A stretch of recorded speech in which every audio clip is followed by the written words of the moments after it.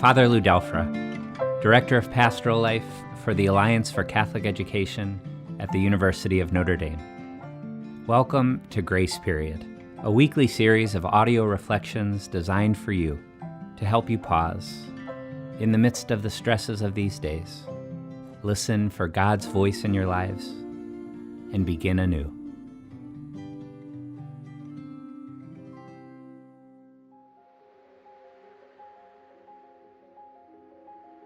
We began the journey of Grace Period on Noah's Ark, weathering the first global pandemic, the destructive waters of the Great Flood. We continued the journey on the waters of Galilee, where our travels were beset by sudden squalls that threatened to swamp our boat. And last week, Holy Week, we walked the great storm of Jesus' way of the cross. In each of these journeys, we discerned how God provided not easy solutions or magic cure-alls, but rather gifted us with the virtue of hope in the form of Noah's dove, or an outstretched arm to Peter, or the gifts of friendship and mutual care, and especially the gift of the Eucharist, to strengthen us with hope to pass through the trials of life. It's important to note, though each of these stories ended in peace, it's a curious peace.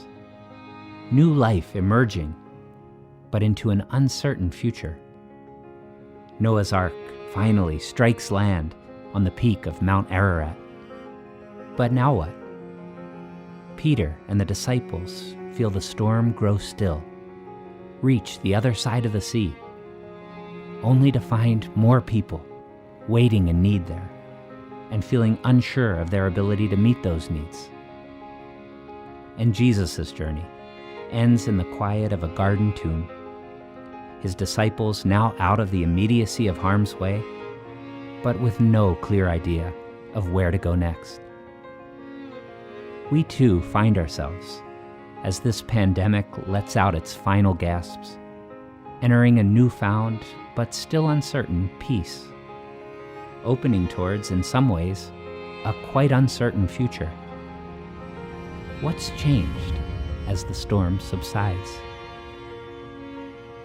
In John's Gospel, when we rejoin the disciples after Jesus' death, we find them, fittingly, given the uncertainty of their future, back on the water, back on the Sea of Galilee.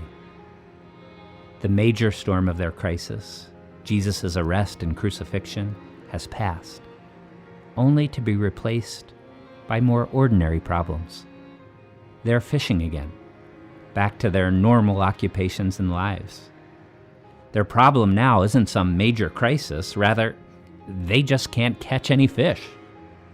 So, unfortunately, it seems like the ordinary labors of our lives, including classroom management, lesson planning, and yes, even grading, are here to stay post-pandemic. But something's different. Suddenly, in the midst of these daily labors, a figure appears on the shoreline, and he's calling to them, "Cast your net on the other side." Something about the voice, its trustworthiness, its gentle boldness, a hint of familiarity, lands. They cast their nets and haul in the great catch.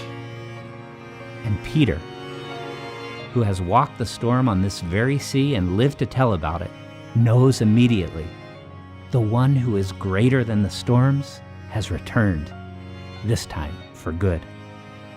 And for the first time in all these Bible stories of storms on the water, Peter, no longer afraid of the waters, plunges into the sea to be closer to Christ. Peter has learned the great lesson. The storms of life are not greater than us when Christ is in our lives. The squalls of the sea can be navigated when Christ is in our lives. Even more, these tumultuous waters, the trials of life, can actually serve to bring us closer to God.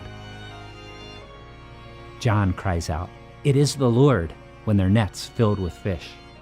And Peter, remember how terrifying these very waters had once been to him? And Peter wrapped his outer garment around himself, for he was lightly clad, and jumped into the sea. Do we see what has happened? Fear has been conquered. These waters, which disrupted our lives, which threatened our lives, which were the cause of so much fear, Christ has walked over them and stands firmly now on the shore. He calls to us, still out on the waters of our lives, directing us in ever new ways. Our hearts awaken with a newfound strength when we hear his voice, even as it asks us to stretch out in new or unanticipated ways. And we do, for fear holds us no more. We swim, joyfully, eagerly, delightedly, in the very waters that once held us captive in fear. How? How? The gospel's ultimate answer is so simple, yet it is our greatest discovery. Christ is risen. Alleluia. Christ is truly risen. Alleluia.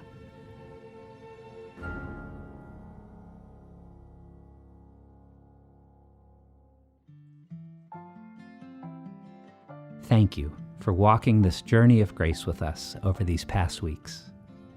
May our risen Lord, who has conquered the storm, fill us with hope as we guide our boats to shore.